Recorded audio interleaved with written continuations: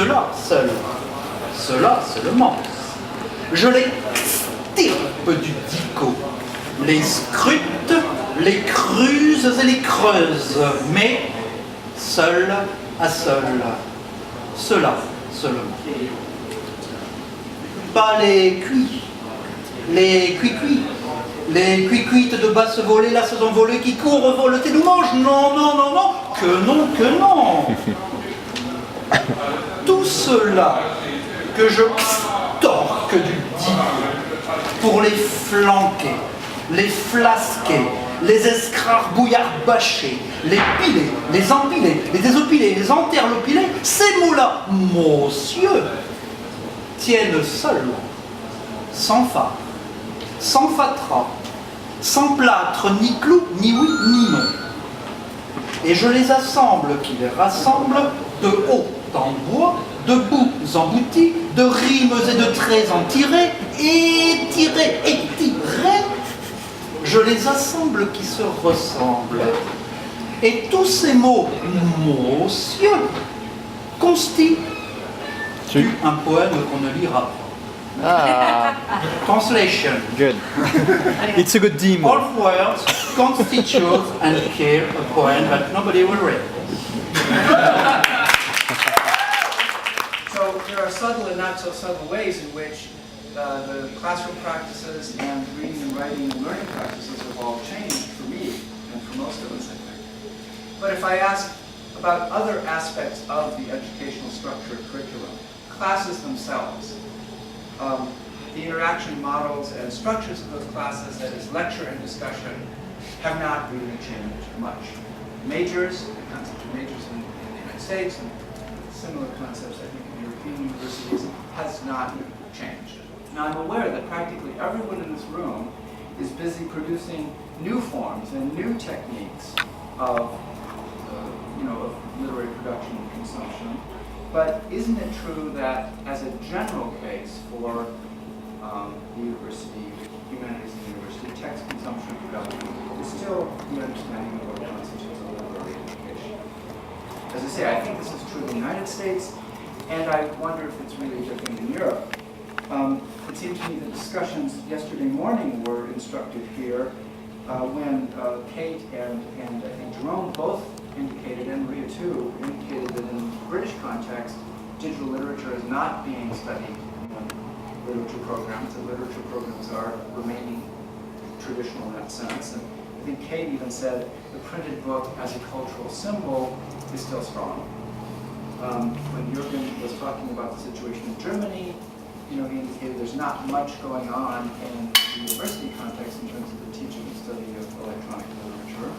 And although Philippe offered us a little bit more optimistic view of the situation in France, in the questioning period he acknowledged that the situation in France too is one in which it's relatively limited in scope, similar to Germany.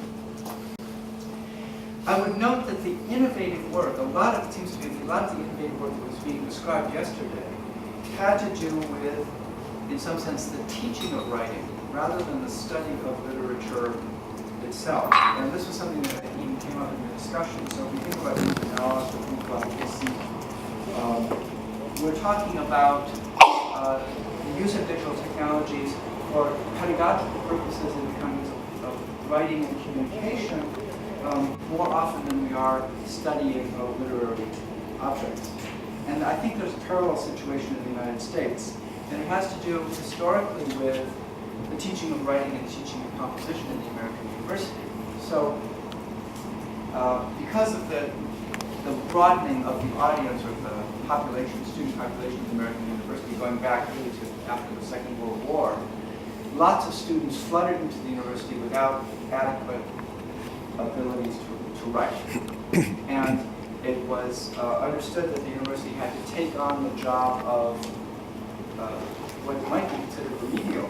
In the European context, might well be considered a kind of remedial task of teaching students to write effectively enough so that they could go on and do the work in literature or in social sciences, wherever they were working. And so English departments tended to take over in the United States that role. They took it over both happily and grudgingly, in the sense that it allowed for the expansion of their faculty And there was within the university, there were lots and lots of people needed to teach all these students. On the other hand, the teaching of writing was regarded as, a service that the English departments offered to the university. And the professors in the English departments, of course, wanted to study literature. So there grew up, frankly, a kind of underclass. Typically, the teachers of writing were either, assistant professors before they got tenure, or they hired non-tenure track teachers of writing, or they used graduate students to do the teaching of the composition courses. And that led to, not surprisingly, a kind of what I would call a kind of radicalization of the teaching of writing in the community. The rhetoric and comp community in the United States was the one that that kind of took on the role of seeing the whole process as one of needing reform, and they were therefore more, I think, more amenable to new technologies, new techniques and new technologies in general than the professors of literature. And so as early as the 1980s, you have the computers and writing movement growing up in the United States. And it's the teachers of writing who were the ones who were really looking at how they could use this new technology from that time to the present. And I think it's still the case that the writing community is the place where experimental forms are most often addressed, where and both, that's to say, both as subjects and as techniques or methods. So in other words, in the writing classes, you will not only study how social media might be affected, you might take as a topic how social media affects our brief, but I think there's some interesting aspects of our program that hopefully will resonate either positively or, let's say, by contrast in comparison with yours. First of all, I would mention that our department is unusual, but then every department is unusual, has a unique history, in that it consists of what I would characterize as archaeological layers. By that I mean that we, over the past 30 years, really sort of mirroring this period that I'm talking about in digital technology, we went from being a traditional English department within a technical university, which is to say, that department did not offer its own degrees, it did not have majors, it offered entirely service courses. And the service courses were, not surprisingly, either in writing or in the humanities. Engineers were required to take a certain number of literature courses or film studies. That was the basic layer, and there are still faculty from that era. And then we added a layer of science and literature studies to that, which was really the case of the 90s, or the first half of the 90s. Then we began to add people with interest in digital media primarily. That included myself, and I was the first one of that group, and we've been doing that for about 15 years, 20 years now. And then we developed our advanced degrees. Our advanced degrees were all in digital media, so master's, PhD, and we have a shared master's with the computer science department. And this gives us, really, in our department, a kind of schizophrenic situation. We have multiple personalities, both internally and externally. That's to say, obviously, the different faculty groups see the different roles we play in different ways. And also, we project that image out to the rest of the university. Literature plays a relatively small role in our graduate program. There are some courses in interactive narrative, and some students may actually go in this direction, but most of them go in other directions, either in digital media studies or more likely in various forms of digital media production or engagement theory and practice. But I wanted to just talk a little bit more about our undergraduate degree called computational media, because it is an interesting combination of equal parts of our department's work in digital design, media theory, and media history, and computer science. So the students the idea behind the degree was to have, it's an interdepartmental degree across the computer science work in our department, and the idea was to have a significant amount of programming and not even just programming, but understanding of the computer as a technological platform for media built into the program, especially in areas deemed relevant, which includes the technologies of the computer for media media production itself, like computer graphics, human-computer interaction, and artificial intelligence, students take 10 courses in computing over a 4-year period. And each course would be the equivalent, I think, of about 7.5 points in the senior system. So we're talking about a huge amount of training in computing. And then on our side, that's to say my department side, called LCC, they take courses in history, media theory, and design. Again, 10 courses, so they get an equal amount each.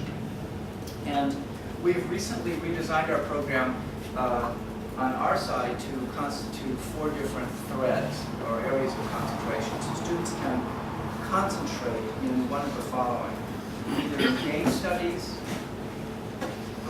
which frankly is very appealing. About half of our 300 or so majors are interested in doing games and in some form as their concentration. Narrative studies, which is what we just introduced this, and it's the area where our engagement with. I wanted to come back to the larger question of the status of digital media, digital or electronic literature in the context of humanities programs, and ask it through our rather unusual program of Georgia Tech. Because of the nature of the department, what we're asking is not the question of how to integrate digital media into the study of literature, which would be the way you might ask it at a traditional university with a strong English department, right? Since we don't have a strong traditional English department, we end up asking the question rather in the other way, that is, the other way around, that is to say, how do we integrate literary studies into or with digital media studies? Or what is the future of digital media studies within the humanities framework? And our department, because of its archaeological layers, I can imagine 3 answers to that question, where digital media in general, digital literature specifically, would become part of a kind of an SLS approach, science and literature studies approach to the technologization, to technoculture in general. Or one could program communication and argue that what we want to do is think about digital media and even literary or expressive forms as from the context of communication studies, social science. What I would prefer, actually, is to think about trying to unify our department's work around the notion of media studies, where what we look at is different forms of mediation, and literature, print literature, therefore, becomes a medium among other media. But that, to be honest, doesn't seem to be popular among a lot of our colleagues, and so I really don't know where our department is going to go. If I had to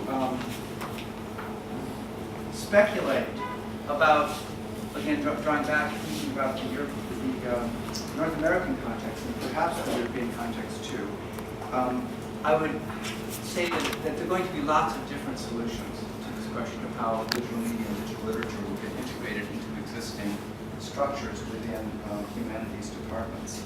But in the case of American English departments, in general, what I suspect might well happen is that digital literature will become a concentration within these departments, like others. In other words, you very often see ads in the United States, job ads for candidates who have done their work in romantic poetry. So we'll say, we're seeking someone in romantic poetry who can also teach composition.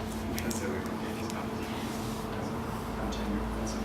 And one's beginning to see more of these ads that say, with a concentration in digital media, probably digital media more than digital literature, something that has to do with digital. And one can imagine that, at least as a medium-term solution to this problem for humanities departments, that many departments are going to try to see this, the digital, as kind of a co-equal element with a whole set of other things that they do. Not as something that causes them to reimagine their practice in general, but as something that they think they have to have a representation in, but that representation can be limited to a kind of specialization in which 1 or 2 or 3 faculty members apart. Technology meant that for the first time, surveillance could be preserved and used as evidence. Around the 70s, videotape surveillance became a global standard. The technology was still in its infancy, however. A single videotape could hold up to 24 hours of footage. Digital technology and microchips overshadowed analog technology during the 90s. Footage could now be stored on solid-state hard drives, holding 20 times what was possible previously.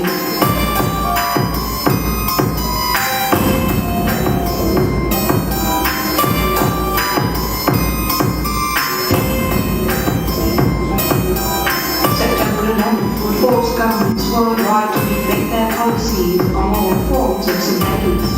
Biometrics, facial recognition, and identity cards are all becoming standard. Modern mobile phones with built-in cameras mean that events in our world can be recorded anywhere, anytime with the press of a button. Surveillance is now easier and more efficient than ever before. GPS imaging could be accessed easier than ever over the internet. Satellite imaging is quickly becoming more and more effective.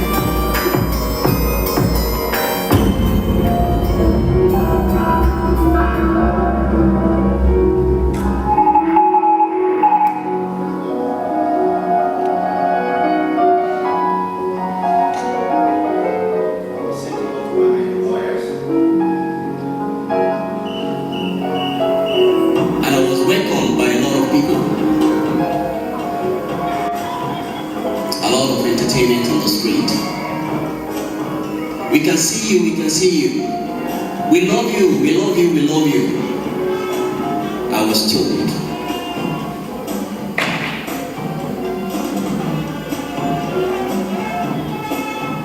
Karlskrona, your writers are worse than typing chimps.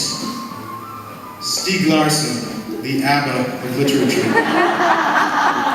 And Pippi Longstocking was nothing more than an anorexic babbler. What about IKEA? IKEA! I love IKEA. I might as well admit it. I don't care if they hoard wealth in tax havens or whatever. IKEA is the best thing about Karlskrona. IKEA brings the joys that only assembly provides. The sea is everywhere in this town. There are no signposts in the sea.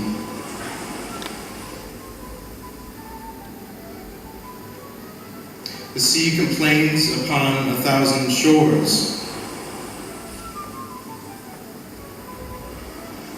One cannot look at the sea without wishing for the wings of a swallow. The sea will eat your cobblestone streets. It reminds you, Karlskrona, of everywhere you are not. And yet, Karlskrona, in the warm glow of your Nordic light, I see you are not unkind. For every place that I have been,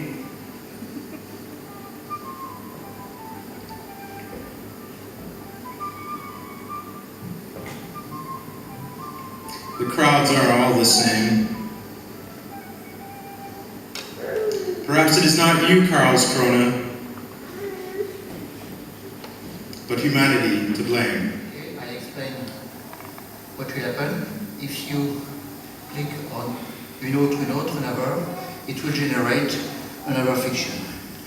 And so, you need to brush, to read, and I will try to read the fiction. Voilà. Histoire inénarrable de la marquise. La marquise qui ne sortit pas à 5. 5.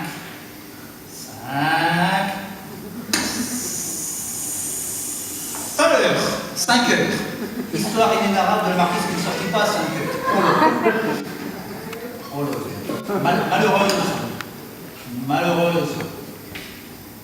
Malheureuse marquise, appelons-moi tous les jours son fils à son secours. Ô fils, lui disait-elle, que tu me sembles beau. Viens avant 5 heures. Viens. Jag är ingen godsägare, men ja, de har någon slags aktning för mig. Vet förresten inte om vi har någon godsägare nu för tiden. Vet inte vad vi har den gamla mannen. En fantastisk schackspelare, det minns jag. Och 3 döttrar. Bygdens stolthet. Flammande rött hår. Alice var den äldsta där. Sidney. Ja, och Eunice var den andra.